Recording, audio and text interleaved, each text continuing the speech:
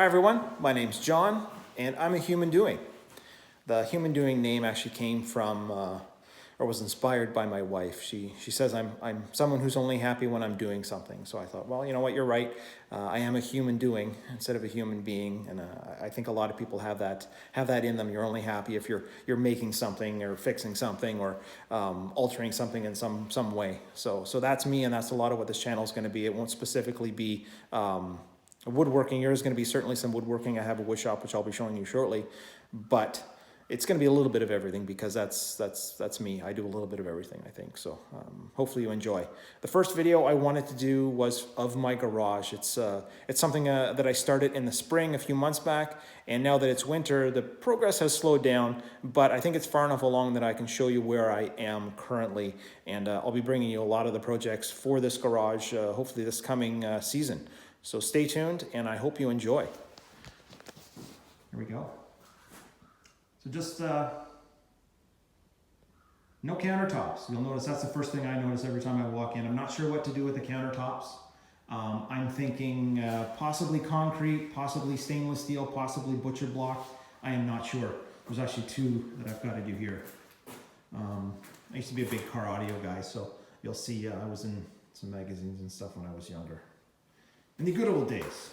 Swiss Trax flooring. It is awesome stuff. You guys will see that's, for me, that was probably the biggest transformation of the whole project was that. But the garage itself, it definitely didn't start out this way.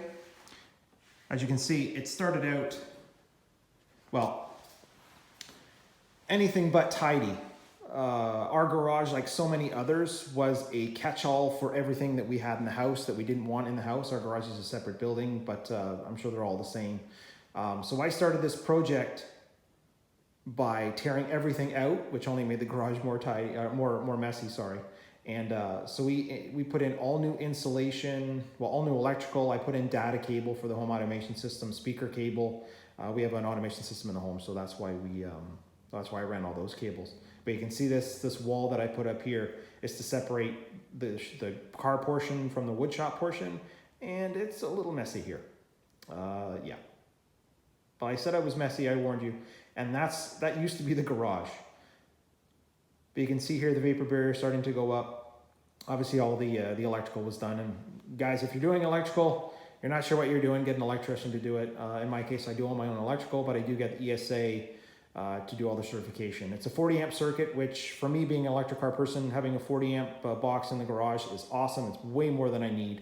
I could use more, of course, but it's enough. So fresh drywall put up, pot lights, which isn't common in a garage, but it's really, it turned out really well. I'm quite glad we went with the pot lights.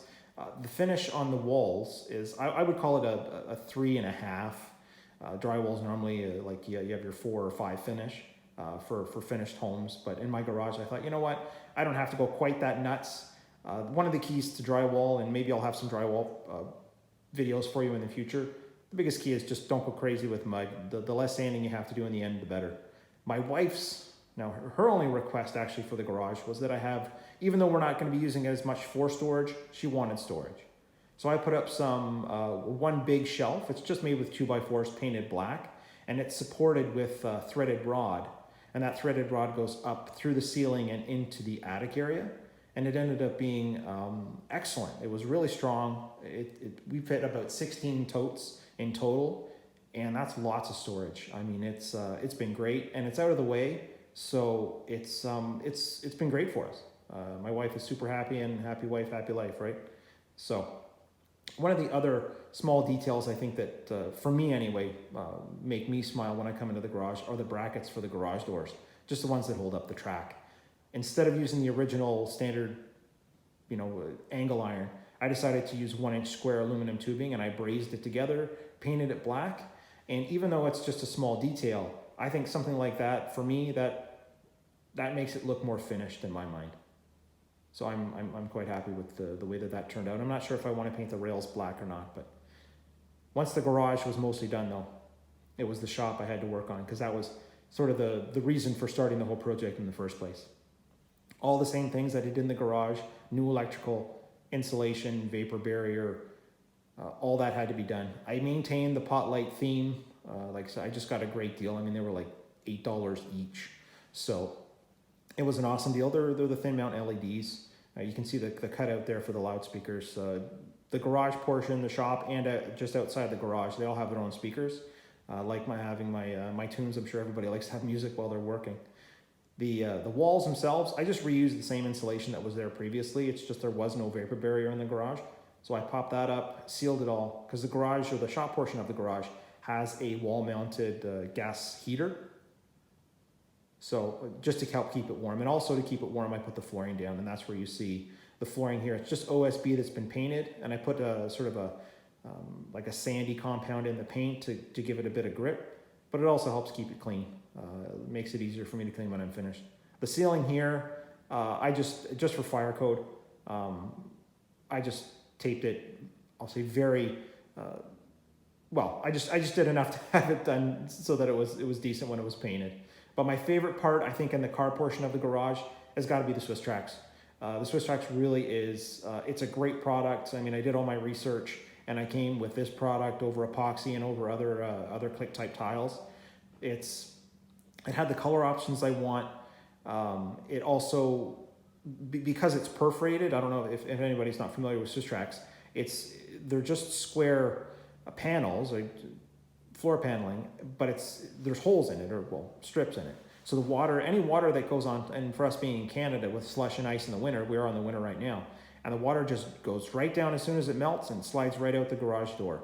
So it doesn't accumulate in your garage, and it doesn't seem to get slippery. I mean, so far this winter, it hasn't frozen up as far as there's no ice accumulated on top. The salt hasn't been bothering it. It is a little messy right now, but like I said, it's been super easy to clean. I'd come in here with a power washer and just go nuts, on it. I could probably just use a hot mop and mop it. I don't have that much energy right now, so. But the whole project, I mean, this portion of the garage, I'd say it's about 550 square feet, I think, is the garage portion. And that took me about 4 hours, so maybe 4.5 hours. That's from start to finish. It was basically a portion of one evening, and I finished up maybe within a half an hour or so the following morning. Again, it was not a problem to do. One thing I'd like Swiss Trax to provide with the boxes is the layout instructions. They don't do that. So if you do have Swiss Trax, or if you do plan on getting them, when you do your design, print off your design so that you have it with you. I was using my cell phone to look at it, which is fine, but I think paper copy would have been better for me in the end if I had ever had to do it again. But you can see, that's the garage in a nutshell, but I want to show you the wood shop, the way it's setting right now. And actually, before we go into the wood shop, I'd like to show you one of the projects that I think I want to start. And that's it's not so much the iPad, it's just the iPad mount, so this wall mount here. I find, at least with us, I mean, we have a family of 4. Everybody has electronics, and the electronics, at least the iPads, they only last for so many years before Apple decides you can't really use them for many of the more newer apps. So instead of selling them or scrapping them, we decided to put them in the wall. So in our case here, I can put it on. And we can play, in this case, this is we have Control 4 in our house, which is an automation system. And if I want to play music, control any of the thermostat, control the doors, the lights, all that stuff, it's all controlled from here, and it's mounted cleanly in the wall. That project will be coming up next, hopefully very soon. But here we are for the shop. Now, forgive me, it is a little messy. I mentioned the furnace. That's the furnace there. But yeah, so this is a project. It's not finished, obviously. And a lot of these things here, which get on my nerves, the bikes, the paddle board, all the gardening type tools, all those things should be in a shed. I don't have a shed, but stick around with me, and I will be putting a shed together this year. I said that last year, but this year I mean it for sure.